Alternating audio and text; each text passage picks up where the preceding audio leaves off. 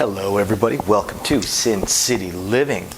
As always, please hit the like and subscribe buttons. We have content coming out every single week. Hope you guys like the new camera angle. If you guys don't like it and want us to switch back to the old one, please let us know. We'd be more than happy to make that switch. This is all about what works out best for you guys. Okay, so for today I want to cover a low bankroll betting strategy, and depending on how time goes, I may cover two strategies in this video, so we'll see how it goes. These were sent to me by a couple of people online, and the first one is basically a modified Martingale.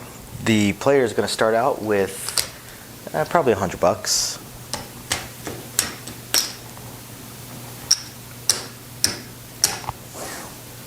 Now we're going to pretend this is a $10 minimum bet table. Normally we would do our videos for $5 tables, but it's getting harder and harder and harder to find $5 tables out there right now. For those of you guys coming to Vegas, there is a lot of news that things are going to open back up again in June. And when that happens, we're likely to end up with $5 tables again. Maybe not right at first, but it's going to happen fairly quickly, I'm pretty sure. So you can always modify this for a $5 table, but we're going to start it with a $10 table. And this is one of the most basic strategies out there. This is going to be an extremely boring strategy to play, but it could be a good grind strategy. Now, like anything else, like all strategies, there is no such thing as a perfect win percentage. And the thing with this strategy is like other Martingale strategies, that if the odds break in the wrong way, you're going to be out a lot of money for a fairly small amount to be won. But overall, if you're okay with grinding out and being fairly bored, this is not going to be a horrible strategy. All it is it's just based off one unit. So since this is a $10 table, one unit is going to be $10. You're going to put it on the don't pass. Now this is right here when this point is off. This is the scariest time frame for the don't pass, because at this particular point there are three ways for this to win. It requires a 2 or a 3. It's one way to roll a 2, two ways to roll a 3. Unfortunately, the 12 does not win. The 12 is just a push. So 3 ways to win out of 36 combinations of the dice. Okay, so you got a 1 in 12 chance of that winning. However, there are 8 ways for that to lose. On a 7 or an 11 on the come out roll, it's going to lose. There are 6 ways to roll a 7 out of the 36 combinations of the dice. And then there's 2 ways to roll an 11. So you've got 8 ways to lose. So that's going to come out to what, a 2 in 9 chance of losing. So, and a 1 in 12 chance of winning. So this is the scariest point for a don't pass, this part right here. Once you get out of the come out phase and you actually get a point, let's say the 6, it's a fairly common number to roll. Once you get into this point, now the odds kind of reverse, and you're sitting decent, you're sitting okay. It does not mean you're not going to lose. In this situation where the point is a 6, you have 5 ways to lose, 6 ways to win. If the 7 rolls, you win. If the 6 rolls, you lose. Anything else is a no harm, no foul kind of roll. So now you're just going to sit back, relax, and wait. Now what I would recommend on a strategy like this is if you come across the hot shooter, if you come across somebody that hits their point, I personally would sit back and wait for the next shooter. It's just me. The odds of multiple shooters hitting multiple points is pretty slim. So you're just going to wait. If a 7 rolls, boom, you win, and you win your money. Okay. If the 6 rolls, you lose your money. We come back out to a come out roll. Now, in the event of a winner of any type, this is where you get into the Martingale portion of this. And what I mean by that is, let's say you're on the come out roll, and let's say an 11 rolls, so you lose. Okay. Well, now you're going into round 2 of this strategy, and you're actually going to stick with the same thing, 1 unit. 1 unit, which is $10 on a $10 table. Now what if a 7 rolls on this come out roll? You've lost it again. What are you going to? You're going to stay with 1 unit. You're going to stay with 1 unit.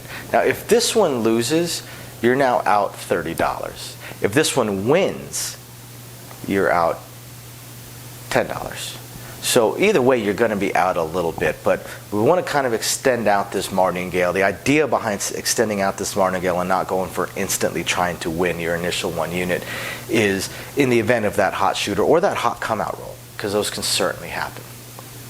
So let's say we're on round 3. Point comes out, boom, 9.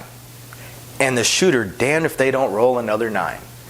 Okay, so you lose. And now you enter into round 4. So what is round 4 going to look like? Round 4 is going to look like 2 units. So $20 in this instance. If you were on a $5 table, 2 units would be $10, obviously. But we're treating each unit as $10. So now that we're in round 4, we're at 2 units. So we're out $30. If this happens to win, we're only going to be out $10. Right? So we're still going to be out a little bit, but the idea behind this is because the don't pass has such decent odds once there is a point, you should be able to make up that $10 difference on your round one bets. You should end up winning a few of those. Okay? So now that we're into round 4, let's say they roll a 7. It can happen. You lose. So now you're into round 5. Round 5 is going to be the same thing. It's going to be 2 units. So right now you're out $50. If this wins, you're only going to be out $30. You're still going to be out, but again, you're looking to grind out on your one unit wins. Anything else, once you get past the first round, all those other ones, you're not looking to make back your money plus a profit. You're looking to minimize your losses or keep your losses as small as possible so that you can continue to grind out. It's really the round 1 that you want to grind out. You're looking for a lot of points and 7 outs. Can't really count on a whole lot of craps coming on a come out roll. It happens, of course, but you don't want to count on that. You want to count more on a point being established and then a 7 out occurring. I actually saw this the other night. It wasn't a martingale, but it was something very, very similar where the player was playing the don't pass and they were playing pretty big money on it. And their problem was they were bouncing back and forth. They play the pass line, then they play the don't pass. Then they play the pass, then they play the don't pass. And we have this kind of jokey saying that we say you can't hit a moving target. And this player ended up losing because when they were on the pass line, it was a cold table. When they were on the don't pass, it was a hot table. And they just couldn't seem to get any kind of flow going. But the whole idea behind playing craps is you want to keep on going until you hit that one that breaks the odds, that goes against what the odds may be. So if you're on the pass line, you want to keep playing until you hit that hot roll. If you're on the don't pass, you want to keep going until you hit that cold roll. If you keep bouncing back and forth, you got a chance that you might miss it.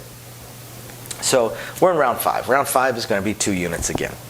Now, if this one loses, we're now out $70.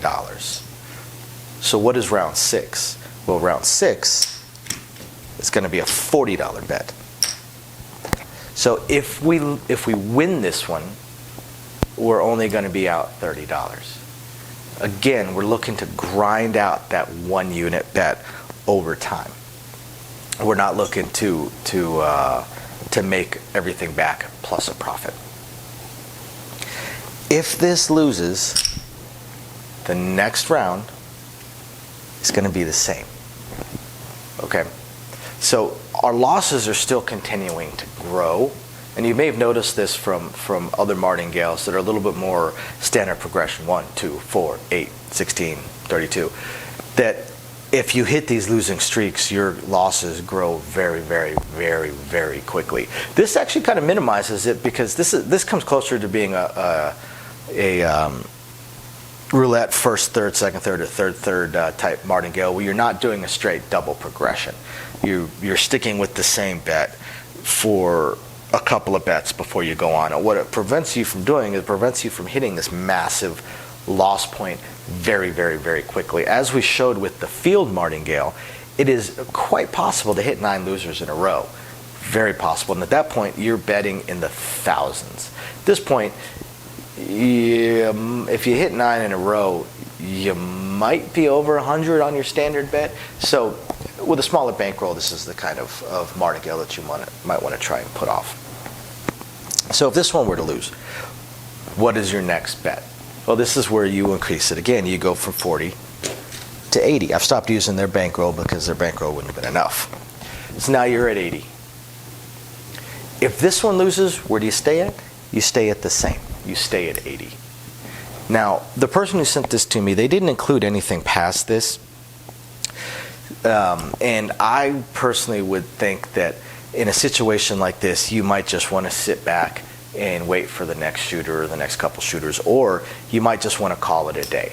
At this point, you're out a few $100s, and you might want to call it a day, come back the next day or next week with a few hundred, and see if you can't recoup some of your losses. It's possible.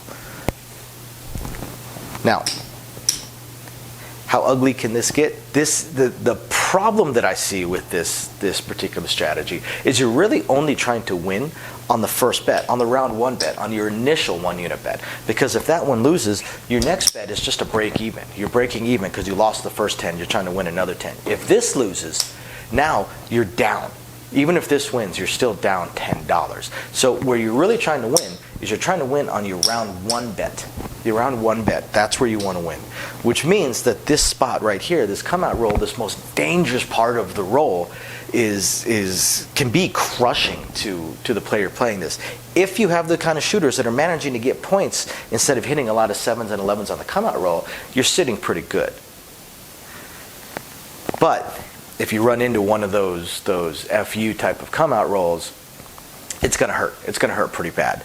Every single day I see at least one come out roll that requires 8 or 9 rolls or more to make it to the point. Now, luckily, there's a crap thrown in there from time to time, so you might have like 2 7s, an 11, and then a crap. So you might recoup some of your losses and be able to drop back down to 1 unit. But what if that crap is a 12? Or what if there is no crap? I certainly see 7 7s or 11s in a row at least once every other day.